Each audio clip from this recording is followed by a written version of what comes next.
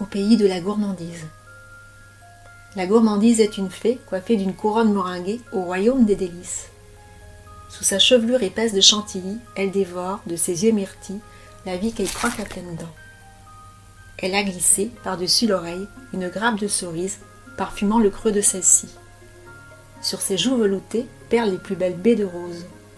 Aux premiers rayons du soleil sont attirées, par elle, les abeilles nappant ses lèvres de miel. Son corsage appétissant est entrelacé d'un ruban à réglisse, se dénouant sous l'opulence de pâtisserie dont elle regorge. Elle adore se tremper les doigts dans la crème anglaise, accompagnée de son cortège de fraises dont elle se délecte. Tout ce qu'elle caresse se transforme en friandise, aussi délicieuse que variée, au gré de ses envies et de ses caprices. Son parfum embaume la groseille, alors qu'elle hume celui des mirabelles, non loin des mûriers.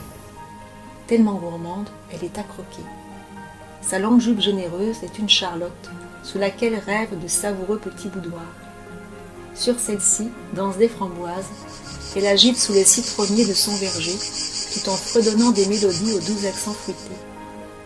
Dans son palais des arômes, dont les murs sont tapissés de pain d'épices, elle préside une table où trône une corne d'abondance, débordant de fruits et de pièces montées à perte de vue.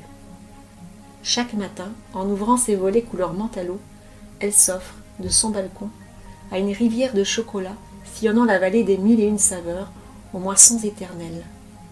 Y foisonnent les récoltes célébrées par le chant des oiseaux, au son des cloches offrant leur plus belle ligne à la vie.